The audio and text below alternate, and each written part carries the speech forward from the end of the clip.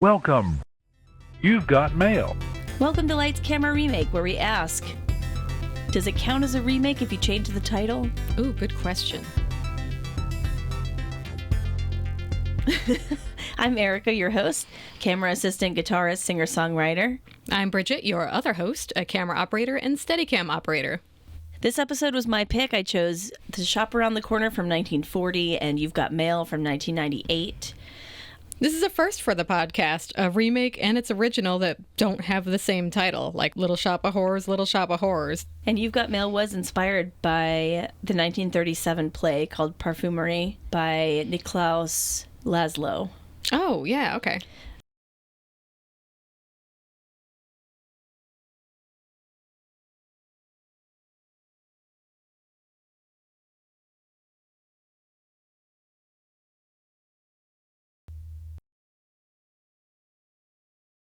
All of the versions of this have that play on we're connecting through penmanship of some kind and we're showing each other who we really are, but in like our day-to-day real world life we meet and we don't know that we're each other's beloveds, and we don't get along. Ooh, I like because that. we're living lives that we aren't being authentic in yet. That's cool. I like that. I like the theme. Yeah, I mean, I feel like there's a lot to roll your eyes at with rom-coms, but I feel like this one's a really cleverly woven story. I mean, a rom-com can get a lot of flack, but if it's still a story that's told well, you will find your audience. You will find people that love it. But yeah, a lot of rom-coms have been kind of lazy. So at least this one wasn't. So you watched the earlier movie. I watched the later movie because I'd never actually seen You've Got Mail. And I think you looked at me like I had 5 heads when I said that. I'm like, no, I didn't see it. I was in 1998. That was involuntary. I was 9 years old, so I don't think I was all that into Tom Hanks and Meg Ryan at the time. But I did have That's fair. an early internet connection, and we did have those AOL discs that came in the mail, like however many free hours to use the internet as kids. And so in the olden days, we had internet by the hour, and it was centralized in one place. It was, yeah, remembering paying per minute for cell phones. If you're old enough to remember paying per minute for cell phone use, it was also paying per minute for internet use at home when that was first a thing that people had in their homes. What a wild time to be alive. Now we can't escape the internet, so now we can't even get away from it if we want to. No. It's seeped into everything. Well, let's start with a simpler time, Erica.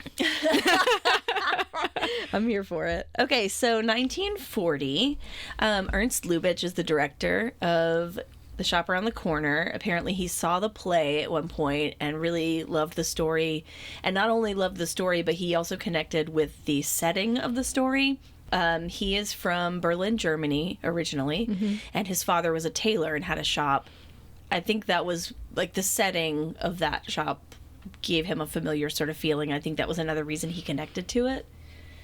So he bought the rights. He was going to make this movie independently of a studio, which is kind of a wild choice considering the time and how movies got made at that point. There's definitely the studio system back then, too, with, like, stars attached to certain, like, Columbia Pictures would have their own stars and things like that. So it's kind of interesting he wanted to go outside it.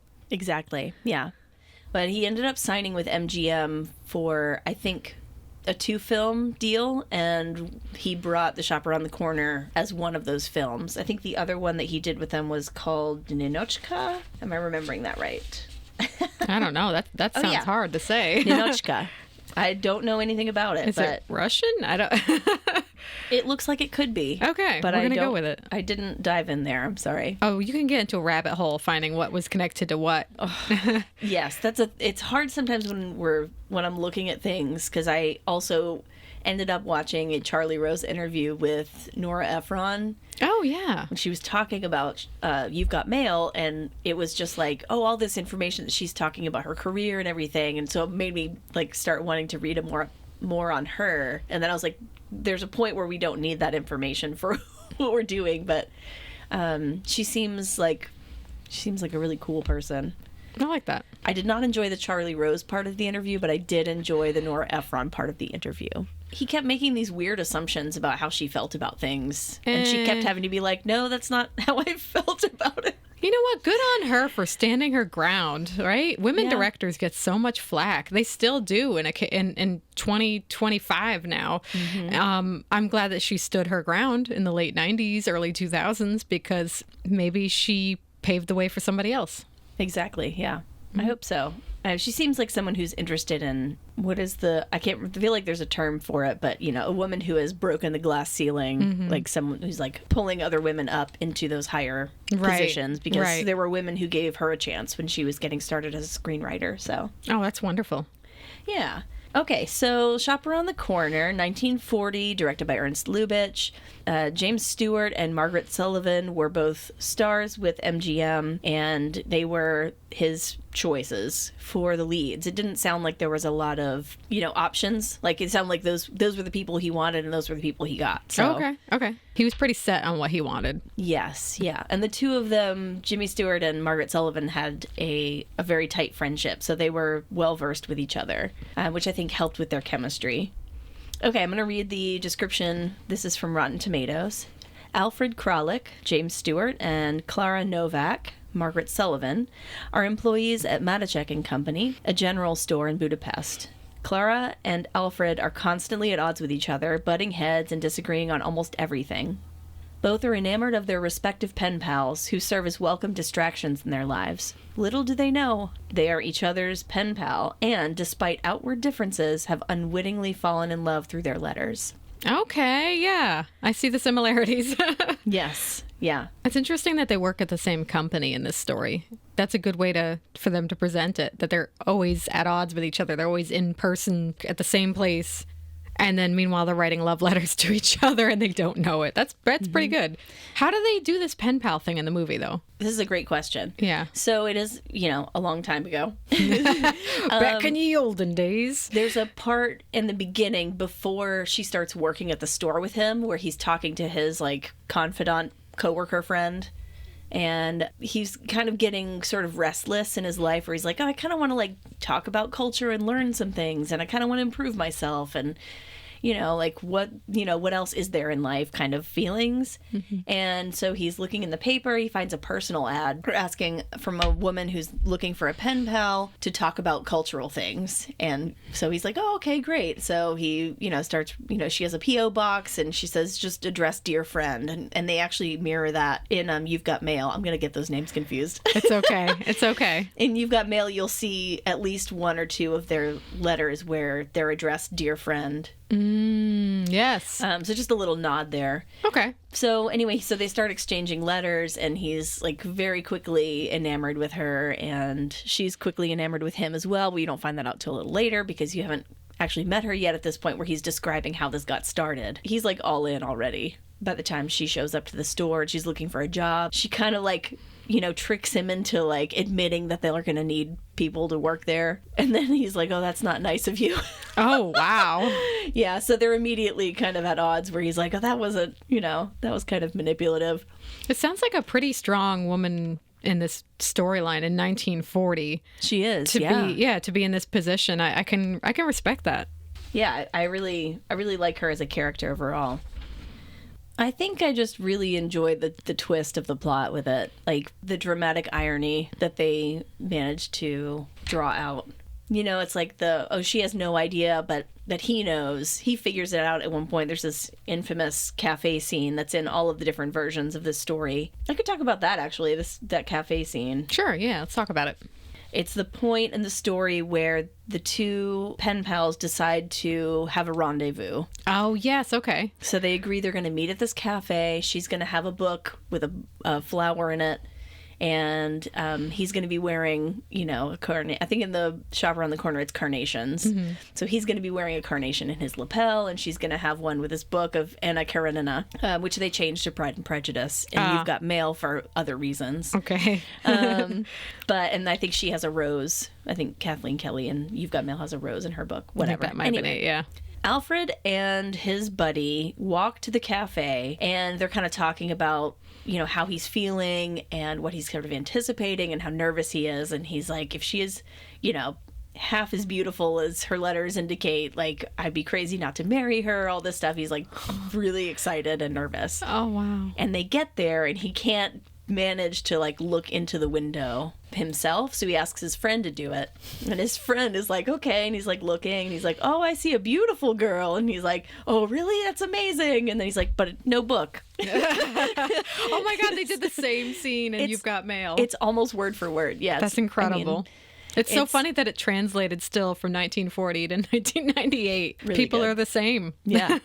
Well, and then so he's like, oh, okay, now I see a lady with a book now that the waiter has moved, and he's like, she almost kind of looks like, she almost has the coloring of Klara. Mm-hmm.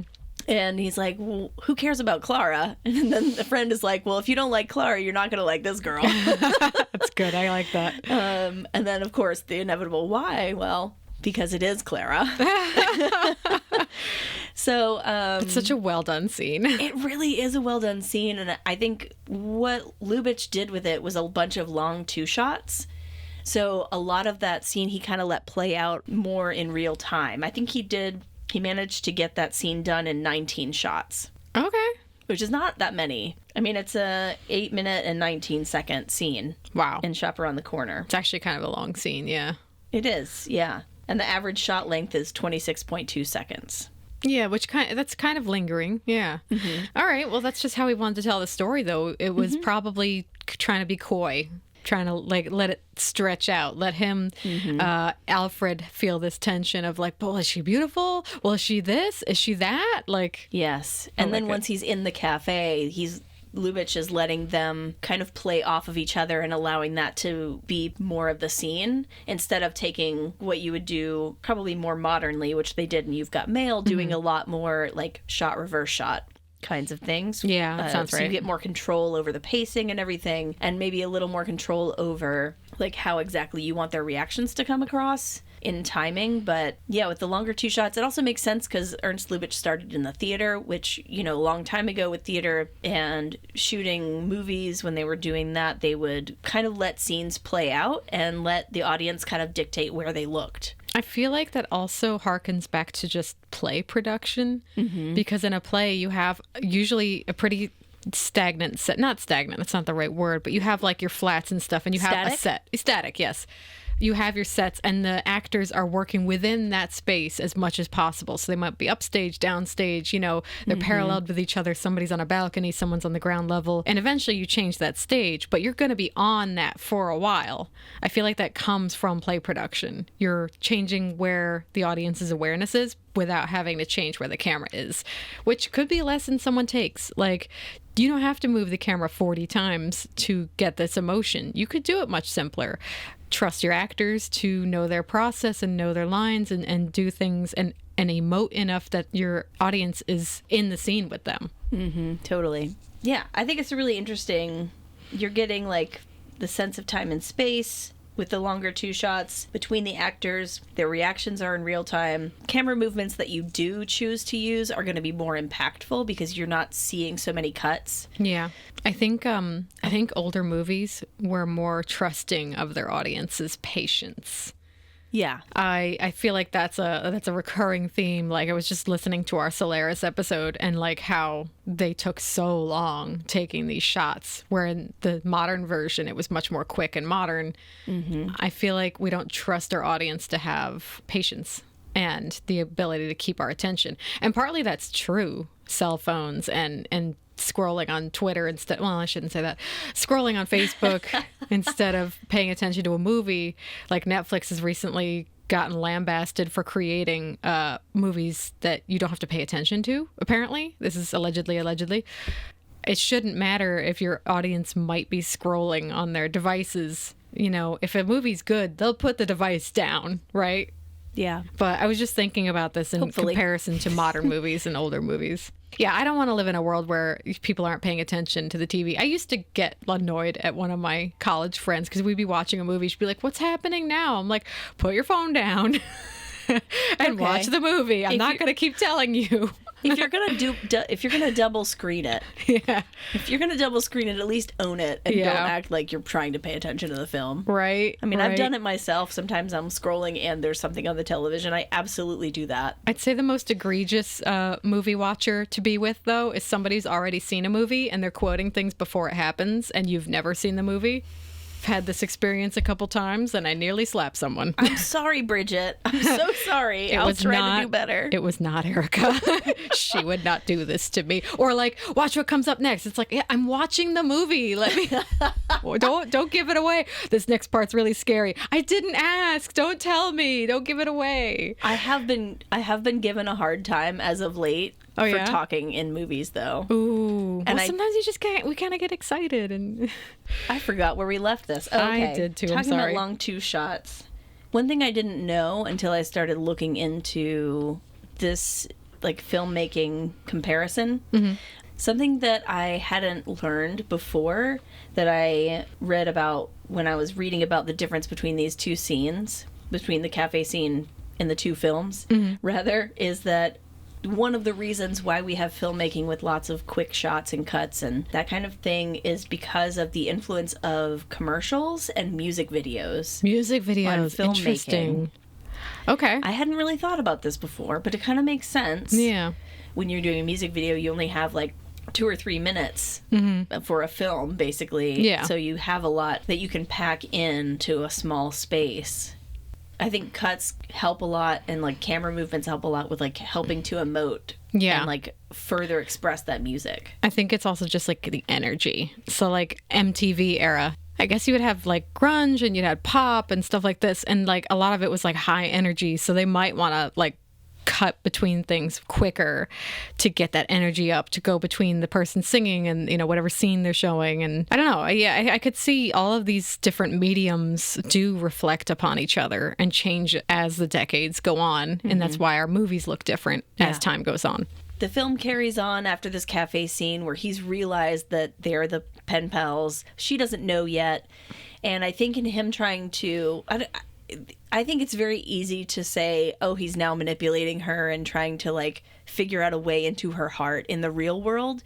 But I think it's a little more complicated than that. I think that's too reductive. I think it's him trying to process, like, he was so enamored with her through the letters, and he's like, in my daily life, this is how I operate, and then in the letters, I can really be my whole self. And so then I think he's trying to, like, reconcile how to make his whole daily life like his true authentic life.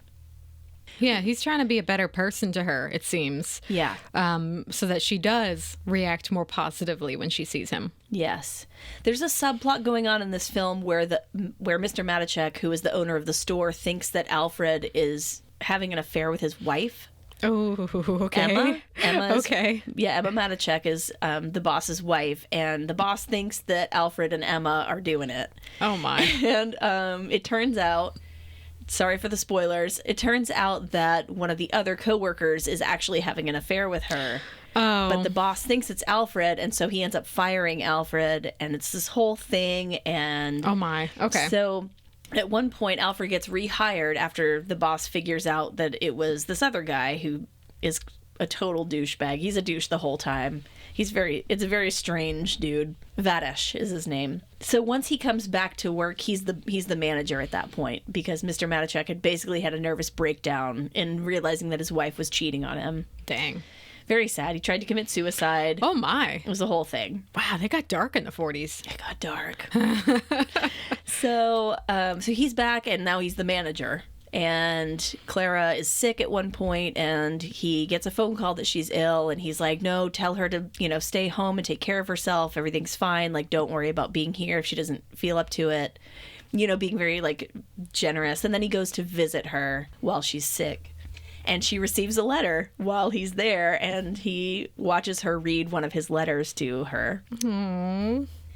And it's like, you're getting that irony where she has no idea. She's just like, oh yeah, here, you can go home now, and he's like, no, I don't have anything to do. It's fine. Like, read your letter. It's cool.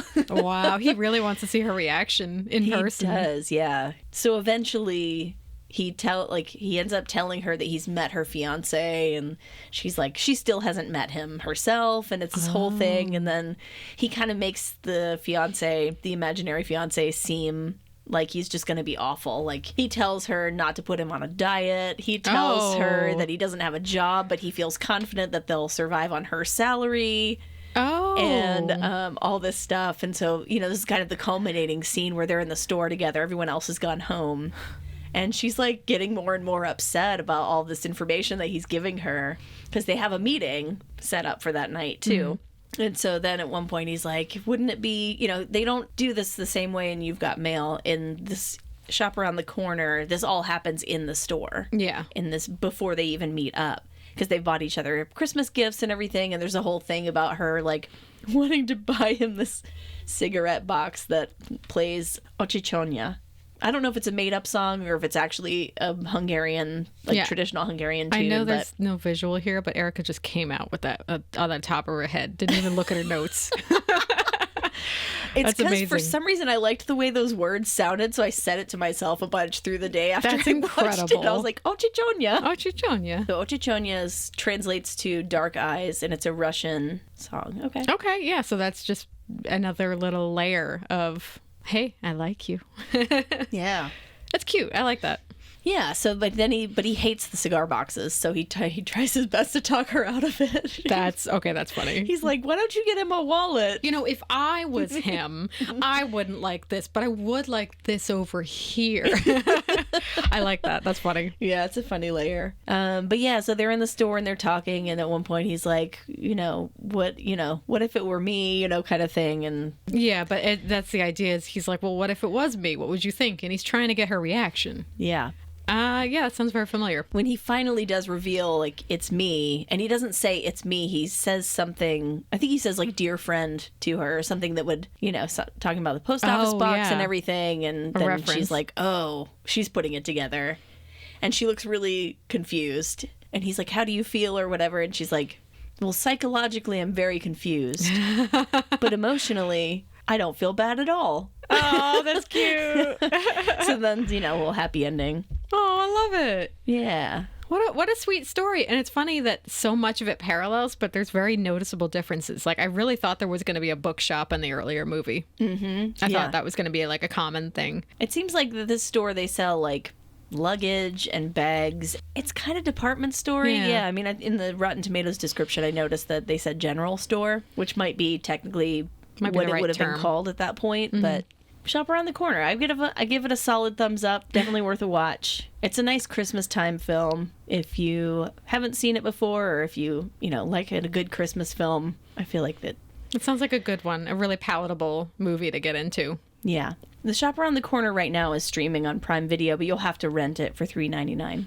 Also, I will say, like, I feel like all of the actors in this film do a really good job. There's a really, like, clever scene with their delivery boy who's, like, answering the phone as one of the ladies who works there so that he doesn't have to deliver more stuff to the boss's wife because she's always sending him on unnecessary errands. Oh, my gosh.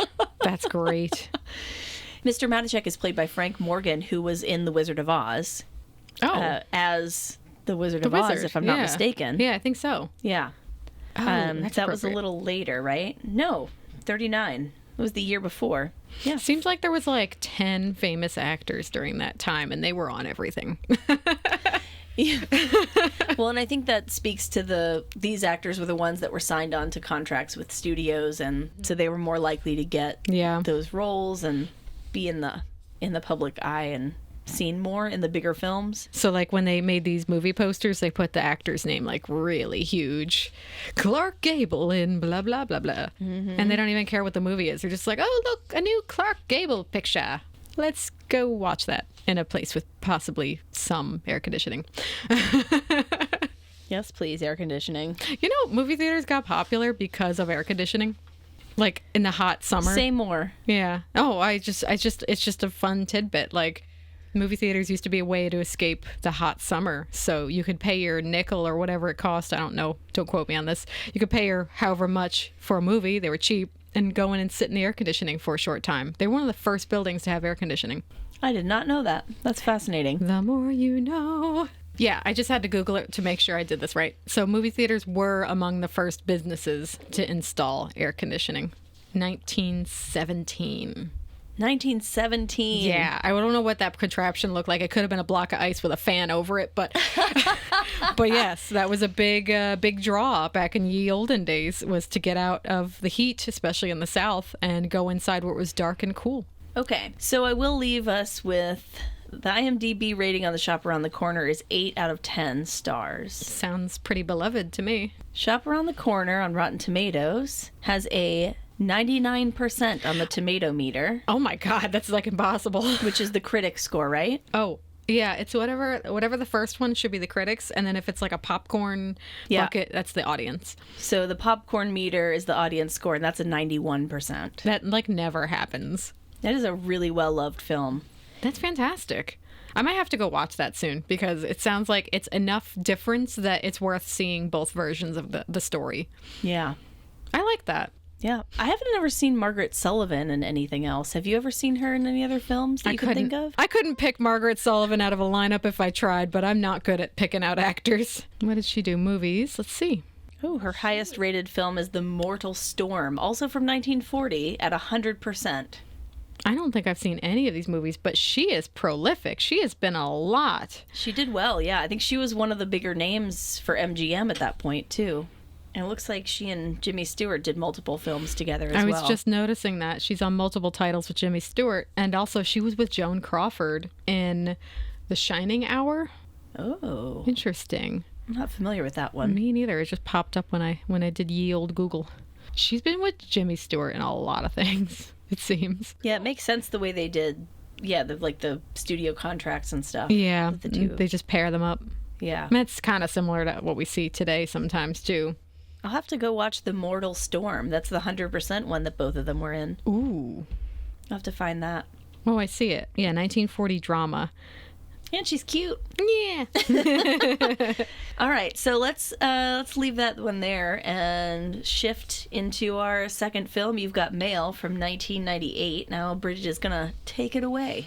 I'm taking it away. So No, wait, give it back. Oh no! I'm sorry. Look, let's just share, because you saw this way longer ago than I did. I only just recently saw this movie. I have a mother and sisters who like watching rom-coms, so when I'm around family, I feel like I often get exposure to them, whether I like it or not. Yeah, for me, it's Clint Eastwood, but you do you. I've gotten some of that too. I am my father's daughter. That's fantastic. So I guess we just talked about ratings on the last movie. In comparison, You've Got Mail, 1998. IMDb rating is a 6.7 out of 10, which I'd say is fairly decent. It looks not great, looks like a failing grade. Not necessarily. Rotten Tomato score, 70% critics, 73% audience. Still decent. Mm-hmm. But I think a lot of remakes suffer from the fact that if people remember the original, they get annoyed at a new one. Mm-hmm. Yeah. They'll still sometimes see it, which is why it made its budget and then some. I think they call that hate watching. Hate watching is a thing. But then if you end up liking it, I mean, then all the you can't better hate for watch it. something if you like it. Yeah. Director was Nora Ephron, and the budget was $65 million. They made $250 million worldwide. So sounds like they did all right for themselves. Yeah. And yeah, since the stories differ a little bit, I will go over the description of the movie. Also from Rotten Tomatoes, we have struggling boutique bookseller Kathleen Kelly, played by Meg Ryan, hates Joe Fox, Tom Hanks, the owner of a corporate Fox Books chain store that just moved in across the street. When they meet online, however, they begin an intense and anonymous internet romance, oblivious of each other's true identity. Eventually, Joe learns that the enchanting woman he's involved with is actually his business rival. He must now struggle to reconcile his real-life dislike for her with the cyber love he's come to feel. I think this is a good time for this movie to come out because it really, I think it's a good commentary for like people meeting online and also just like how things have developed between people in a dating sense. And they met via a chat room, yeah, which was very like late 90s, an early AOL 2000s. chat room. Oh my gosh. Yeah, that was like a whole thing. I remember being on those chat rooms. This could get dicey. Quickly. Very quickly. But I remember there being different chat rooms for different like categories. It might have been the teen corner. And then like, I think they met in the over 30 chat corner or something. Yeah, she said she went in there on her birthday as a joke. Oh, yeah, sure. It was a joke, hon. It wasn't because you were tired of your milquetoast husband. Married? She's married, isn't she? With a No, they're not typewriter married. guy. Oh, he's a boyfriend? He's a boyfriend. Oh, okay. Well, she's still cheating on her man. Anyway, you have to let go of some morals to watch this movie. I think they call that an emotional affair. Oh, they're having an emotion. Yeah, they were having an emotional affair. If you can get past that, though, you find a pretty enjoyable movie afterwards. I mean, it sounds like that wasn't the intention. It sounds like they just kind of connected and then maybe started getting out of control. Yeah. Out of hand, however you want to say it. But sure, that could be. But yeah, I mean, there's a point where she's talking to her one of her employees, right? And she's like, I think of stopping because it's getting out of hand. And then, But they're loving the drama. They love the tea. Yes. What's interesting is there is a parallel with our studio system pairing people, because this is the third romantic comedy that pairs Tom Hanks and Meg Ryan together. Let's name the other two. They were Joe versus the Volcano, which I've never heard of, and also Sleepless in Seattle, which I think everyone's heard of. And those two films were actually also directed by Nora Ephron, so she obviously liked working with them and wanted to work with them again. I wonder if that was her first what was her directorial debut? We could look that up. Because she was a screenwriter for a while. And Yeah. her first film that actually got made was called Silkwood, which I had never heard of before. But it got directed by Mike Nichols.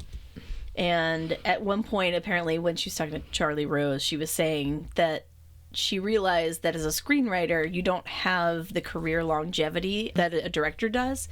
So she was thinking, well, I probably should try directing at least a couple of these films that I'm writing. Yeah, so Nora Ephron, I mean, her directorial debut is a comedy film called This Is My Life in 1992. Okay. She co-wrote that with her sister Delia. She also co-wrote You've Got Mail with Delia. But I think the switch from screenwriter to director made sense for her, because as a screenwriter, once you write the script, it's in someone else's hands. They can do whatever they want with it.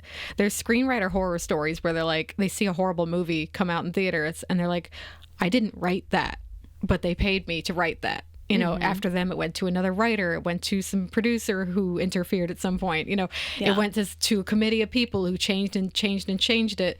You know, there might be 6 writers after the original writer that are not credited that changed your stuff. So you don't have a lot of creative control. In order to have creative control, you need to either be a showrunner on a TV show, a director. You need to produce it yourself and fund it yourself. Like there's barriers to entry here to keep your content to be your stuff. So her being a director after being a screenwriter makes a lot of sense. Yeah, she seems like someone who has a vision. In the interview, she also mentioned that she and her sister Delia have such an intense process of outlining everything. So when they actually start writing the script, there's so much there already in the outline that writing the script happens very quickly, because a lot of those little details are worked out ahead of time, which makes sense. And I also saw an interview with Meg Ryan and Tom Hanks where they were like, this film was so easy to make. Oh, I love that. And I bet it had a lot to do with how carefully put together the pre-production is, right? Like, it's a lot easier to have a successful on-set production, I think, when there's a lot of planning ahead of time. Hence the fix it in pre cliche that we say in film. Yeah, the idea is fix it in pre-production, not fix it in post-production, because there's an age-old joke that says, you know, when something's going wrong, just fix it in post. Editors hate hearing this. VFX people hate hearing this. You can't always fix it in post. Just do your proper pre-production, get it done right. You won't have to fix it in post. Exactly. So it sounds like Sleepless in Seattle might have been her second film that she directed, because that's 93. Yeah, I think so. 92 was her first one. That's pretty quick to do 2 back-to-back like that. Good for her. She's getting it done. You've Got Mail. Obviously, our characters meet via an AOL chat room. This movie is on a list of most egregious product placements in movie and TV history. Fun fact. They did get permission from America Online to use all their branding and their sound effects and stuff like that, because it was big time product placement for them. Yeah. It's so throughout funny. the film. So yeah, it's very much a product of its time. I wonder how much that affected the score to 6.7 out of 10. Maybe someone who was annoyed at product placement was like, yeah, you're more of a 5 to me. Yeah. I don't know. I don't mind some product placement, because I guess I feel like it can give like real world like, oh, that's my world too. You're like seeing Coca-Cola, someone's drinking a Coca-Cola or whatever. I remember watching one of the Daniel Craig James Bonds, and it, like the first 10 minutes of the movie was just product placement after product placement. He was drinking a Budweiser, he was driving a Land Rover, he was, et cetera, et cetera. Yeah. It was a little egregious. It seems like an example of being hit over the head with it, which is when if you could integrate it to the story, that's fine. But if you've got like a really super duper close up of whatever brand beer they're drinking, they were appeasing somebody who paid them some money. Yeah. Which, cool, get the coin when you need to. Got to fund that movie somehow. But like, there's probably a better way to do it. Yeah, I agree. Same if it's part of the story. Yeah, I can appreciate that, but I don't want to just have shots of things for no reason that don't make sense with the story. Right. What I found interesting about this rom-com is the fact that there's no classic meet cute, which typically exists in a romantic film. Usually, you have your main love interest meet in some fashion, usually in a funny or implausible way. Technically, the meet cute of this film happens before the film starts because she is already messaging back and forth with Joe, who she doesn't know is Joe. She just thinks, dear friend. So yeah, we don't see the meet cute happen. It's already in medias res. It's already happening. What's funny is like this intro scene, we're very much set up into this obsession with the computer because Kathleen's very boring boyfriend is walking into the room and he comments, You think he's boring? I think he's boring as sin. I think he's wild. Yeah. He's got some wild opinions. Oh, maybe that's, I don't know. He might be boring in practice. He has a typewriter collection. When do you need more than two? Anyway, don't you have one of these at home too? Right? I might. He says the computer is the end of Western civilization. You think this machine is your friend, but it's not. Okay, he's not wrong, but seriously, dramatic. He has very strong opinions about everything. He does. Oh, what's funny too is Meg Ryan only bought her first computer while she was doing this movie. Oh, like Meg Ryan herself? Herself. Because, it wasn't as common back then for everybody to have a computer. So that's true. That was she actually bought her first computer during that movie. I could see her not really needing one. Yeah, probably she's not. already a big star. She already, had everything she needed taken care of by the people who worked for her, probably. She needed to play solitaire. We don't know. Who wants the feel of real cards in your hand? Right. When I can just click and stuff. Yeah. What about Minesweeper? You think she was playing Minesweeper? Girl, everybody played Minesweeper at least once. I was so bad at that. That was a tricky one, but I did like it. Oh, and you know what? This movie was over 20 years ago, but there's still a very, I think, perennial commentary on the cost and complication of ordering coffee that I thought was funny. I think it was Joe that says, like, you have to make 6 decisions to buy 1 cup of coffee. Yes. Very much in tune with, like, the Starbuckses of the world taking over. It's a poignant moment for sure. He has a solid point. But I also felt like, why? So they're both in the same Starbucks, right? Getting a coffee one morning. It shows them, like, misconnection, right? Yeah, and that happens in the street, too. Yes. But at the same time, I'm like, okay, she's a small business owner, and then she's fighting this corporate conglomerate. Yeah. I don't know if that's the right word well, for it. Fox Books is moving in. And if you wanted a picture of Fox Books, it's like a Barnes & Noble. Right. So why is she getting coffee from Starbucks? In New York City, there are so many small coffee shops that you could get some really excellent coffee from. And I think it's interesting, especially because, like, one of the things that Nora Ephron talked about in the interview that I watched, she was talking about she wanted to make New York feel like a small village. Oh, yeah. So with New York, I mean, it's a big city, right? You can think about it. It probably... I think it can seem very overwhelming. It's very dense, exactly. But when you live in New York City, the way she was describing it, I have never lived in New York City, but she was talking about when you're in your borough, like it's like a little microcosm of the city. So you don't have to think about it as like, oh, I'm in this enormous city. It's like I'm in this little village, and this is where I get my coffee, and this is where I shop for my food, and this one little cafe is where I like to go for, I like that. while I do my reading or whatever, and here are the stores that I shop at. Yeah. And they can all be locally owned, like, small shops. So, like, why is she going to Starbucks? Yeah, I think if she made the movie now, she might consider going to, like, an independent coffee shop as well, right? Yeah. And really show that that's her mission. Like, if this movie was made today, she would be like, I don't have Amazon. I'm not buying anything off of Amazon, Yeah. So, yeah, I think there's a lot of parallels to our lives now. So, Kathleen owns a bookstore, conveniently titled The Shop Around the Corner. How cute. Such a callback to an old movie.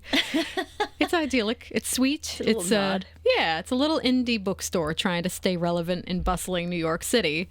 We're introduced to the eclectic people who work with her or just kind of hang around the bookshop. It's not always clear. We have Jean Stapleton as the grandmotherly Birdie. We have Parker Posey. Love her. Yeah, I Both love of Parker them. Posey. Love Parker Posey, too. As Patricia, who I think is one of her cashiers. Steve Zahn, who plays George, who's basically just an incel. He says the internet is just another way to get ignored by women.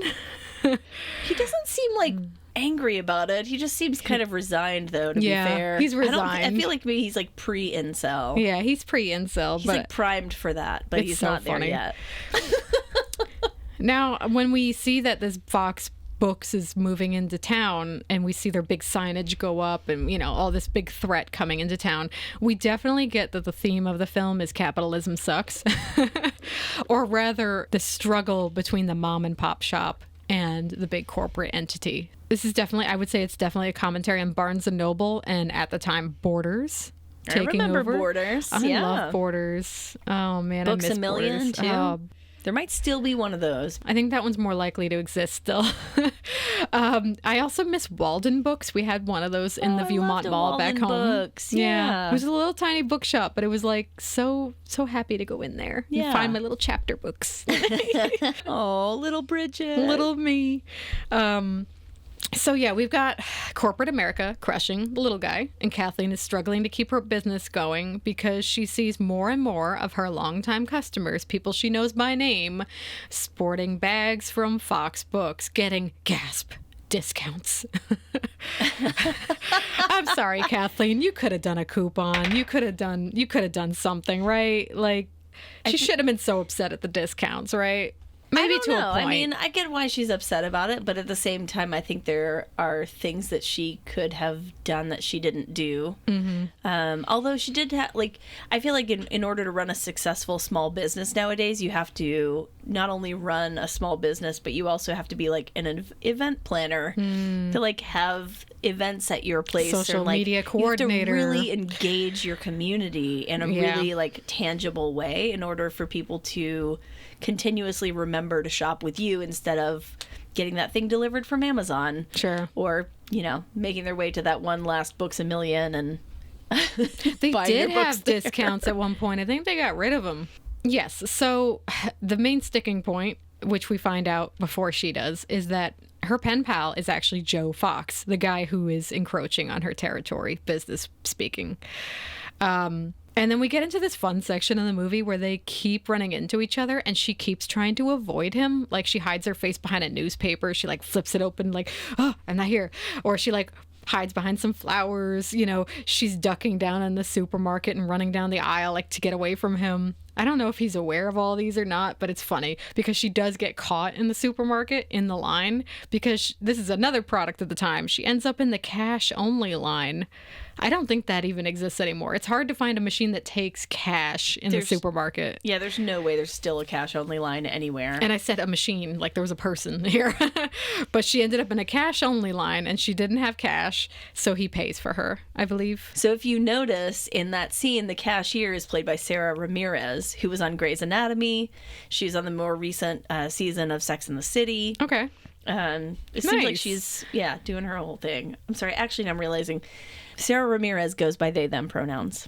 Oh, I didn't know. Okay, well, we're trying to be respectful. They were definitely on that kind of genre, right? My anatomy teacher in high school made a pointed remark about how it was never about anatomy and it was just about smooching each other. Barbara Ebert, you are a treasure. I've never met you, Barbara, but I can hear you saying it and I love it. She's a card. Sorry, she was really upset about it. Oh, that's really funny. Where are we at now? Oh, we finally get to a funny little scene. Okay, do you remember this? So in the trailer even, there's a scene where her pen pal stops talking to her for a bit And she thinks it's because they're the rooftop killer. The rooftop killer was just caught in New York, and that's when her letters stopped, or her emails stopped. And it's a fun little aside, but it goes absolutely nowhere. Well, and Steve Zahn's character is the one who suggests it, because he's looking at the paper and they're talking about how she got stood up and what might have happened to him. And he's like, wait a minute. Yeah. And he like shows them the rooftop killer got caught last night. Yeah. Because it's the day after the cafe scene. Yeah, I wrote my notes out of order. Oh, you did? I did. That's why I should have said that first, but that's okay. I can backtrack. Yeah, I definitely wrote my notes out of order. So she was stood up because of the cafe scene. Okay, yeah. Well, I mean, Joe figures out that Kathleen's his pen pal first, right? It's a direct translation of the scene in the 1940 movie. He goes up with his friend, played by Dave Chappelle. Woot woot. Woot woot. And again, it's the same interaction. Like, is she beautiful? Yes, it's a beautiful woman, but she's not holding a book. Oh, now the waiter moved. Yes, she's beautiful. Well, what does she look like? Well, do you like Kathleen's type? She has her kind of coloring. You said she was pretty. Yeah. Oh, it's like, well, if you don't like Kathleen, you're not going to like this one. And he looks in the window and it's her. But what's interesting, he doesn't truly stand her up, but he kind of does, right? Because he enters the cafe after a lot of hemming and hawing, and he goes to meet her, and she's like, "Ugh, it's you. I'm here to meet someone. Don't bother me. Don't sit down." But he does. He does sit down with her, but he doesn't tell her it's him. He's kind of playing with her a little bit. I think he's feeling her out to see just how much she hates him, and then I think he's a little bit scared off by the fact that she wouldn't accept him for being him. But this plays into the first. Yeah, I think it plays into the end of the movie where he's going to try to win her favor by just being a friend in real life. It's very contentious at first. She very much doesn't like him, but she does eventually warm up as they're interacting more and they're talking more. And, you can feel the ice kind of melting. Yeah. And I think that's him. That's partially him like processing through like, oh, wow, it's her.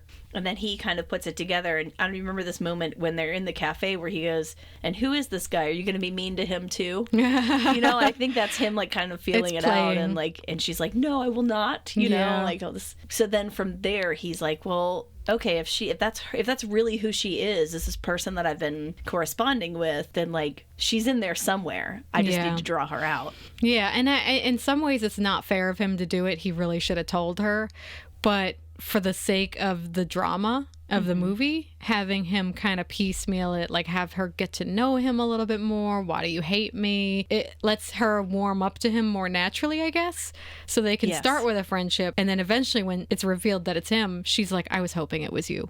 Yeah. In the earlier scene, she never would have said that. She would have left. She would have, stormed off. Yeah. If he had revealed that it was him in the cafe. The timing was very key for that to work. The ending was very sweet that they finally do end up together. But I think he gave up on his business too, or he disconnected himself from Fox Books, because I think he had a discussion with his father. But yeah, so while he's talking with his dad about his breakup, and Tom's character is like, oh yeah, of course, like, it's so easy to find the one person who completes your whole life. And his dad's like, get out of town. Like, when have I ever been with anyone like that? And then he goes, and when have you ever been with anyone like that? Ooh. And you can see it really affects him, or affects Joe in this real deep way where he's like, oh, you're right. I've never allowed myself to be vulnerable with somebody like that. Or at least that's where he gets to eventually, because I think that's part of why he really digs in with Kathleen and starts really opening up to her in real life. Yeah. And like really try to be her friend and get to know her, one-on-one. He showed a lot of character growth. And I also find it interesting that both movies allow the male co-lead to be the one who finds out first, not the character that I thought we were supposed to be following. But I guess the narrative is pretty well split between them. Let's say Kathleen is our main character in the rom-com. It's usually following the female character in the rom-com. Mm-hmm. She's not the one who finds out first. Everything's, a surprise to her. Yeah. I'm surprised that she's not the one that found out and then had to deal with her own inner feelings about like, oh, should I, shouldn't I, should I let him know? Maybe because she was so combative that it makes more sense that it was Joe's character, Joe, that finds out first. But both movies did this, where the man found out first. That's true. And I think she goes through her own growth and arc, but it's not the same. It's obviously a different one because it's her losing this shop that she's been running since she was a little kid, working with her mom in the store, and it's like her connection to her mother. Yeah. And one of the points that was made in one of the interviews was like, she's living this life that's sort of unexamined because she's doing it because she always has, and because it's what her mother did. And Joe, kind of the same thing. Like, he's also in the family business because that's what he was expected to do, and that's probably what was the easiest path for him, and he probably didn't think that hard about what he was doing. And easy. So when she loses the shop which is out of her hands, like, she can't manage to save the shop, she has to close down and start imagining another life for herself. Yeah. And so I think through that process, she starts to develop and grow and get to know her real self herself. And then through that process, she's also like getting to know Joe because he's trying to be friends with her. And so I think they both kind of find a new way of being together through that effort on his part to develop a relationship. I mean, and she ended up in the Fox bookstore to kind of check out the competition. And she ends up recommending books to people because the staff doesn't know where to find anything. We were just talking about this with Best Buy and Guitar Center. It's real. It's real. The employees don't know where anything else is, but she's like, oh no, this book over here, and then this one's great for this age group, and it's wonderful, and she's in tears, and she's just recommending books, but it's because that was her life. Like, that's what she's really good at, is connecting to stories and to people. Yeah. And that's who she is. Maybe she doesn't need a shop to do that. She starts writing towards the end of the film, and she's like, I think of what she's like, who would ever thought that I would have started writing?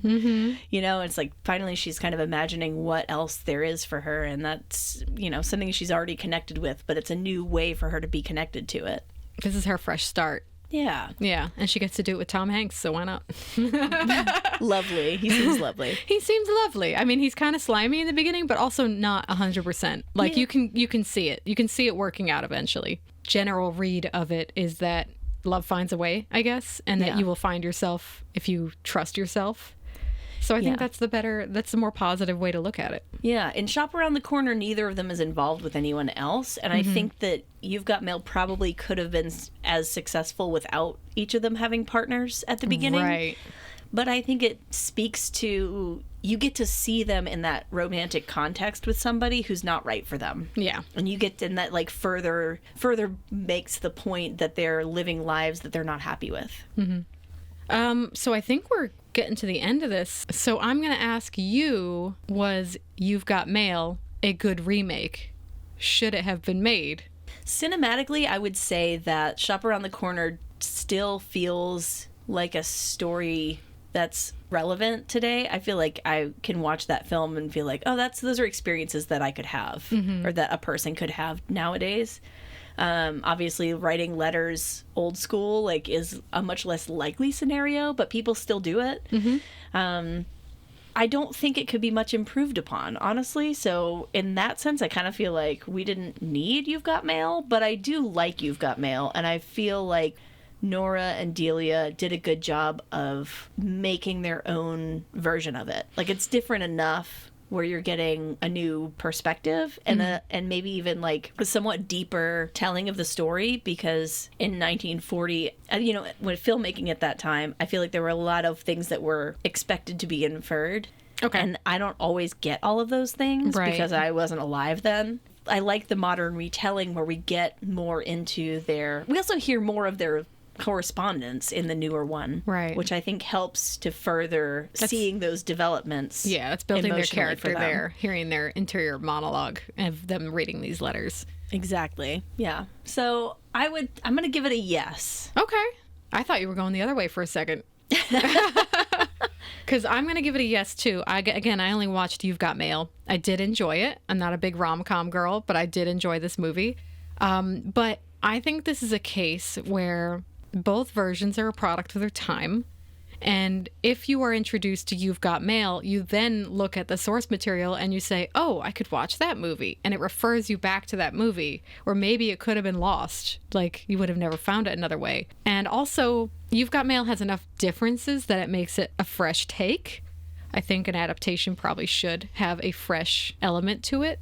But it has enough self-referential things to the original movie to pay homage. And like that cafe scene is perfect. And they transposed it from one film to the next, and it worked both times. For that reason, I think this was a good example of a remake. Is it because they changed the title? No. Maybe not. They're like in the writer's room. They're like, dude, if we change the title, it's not a remake. Yeah. See? Bridget will be picking the movie for our next episode. Oh, yeah. So you got me to watch a rom-com. I'm not a rom-com girly, so I might torture you a little bit. So, Erica, if anyone would like to find you on the interwebs or in real life, let's throw a plug out there. Where can people find you? You can find me on Instagram and TikTok at Stratocaster. I have a website, stratocaster.com. I do have a Stratocaster YouTube channel as well. It has my music videos up and some other fun things that I've done. Sweet. You should check out Erica's stuff. She's really good. Aw, thanks. I'm one of her fans. That's convenient because I'm a big fan of you. Oh, I don't do music, but I feel very special. I guess if you want to find me, if you insist. Yeah, where do we find you, Bridget? On Instagram, you'll find me, Bridget LaMonica. I also have a website. It's bridgetlamonica.com. On there, I have my reel, my cinematography work. I also update a blog in which I talk about various educational things about filmmaking. I've taught about writing, camera stuff as well, but I also regularly update a series on how to avoid film job scams, which is something I really want people to protect themselves against. Mm-hmm. So yeah, check out my website, check out the blogs. Let me know what you think. This is where we introduce our mailbag. So if you have comments, concerns, witty observations, you can email that to lightscameraremakepodcast@gmail.com. Instagram @lightscameraremakepodcast. Facebook Lights Camera Remake Podcast page. Yeah, so we're trying to keep it as simplified and streamlined as possible. But yeah, connect with us on social media and let us know, hey, do you have a movie suggestion we should do? Email it to us. Comment on a post. Let us know. Open to suggestion here. Be kind. Yeah, so thank you for joining us today. We hope that you enjoyed it, and we look forward to hopefully having you tune in again. Yeah, thank you guys for listening. Please like, subscribe, all the above. You know, you're sick of hearing it from every other platform, but we gotta say it too. So thank you for being here, and we'll see you on the next episode where we don't cover Wicked. Goodbye.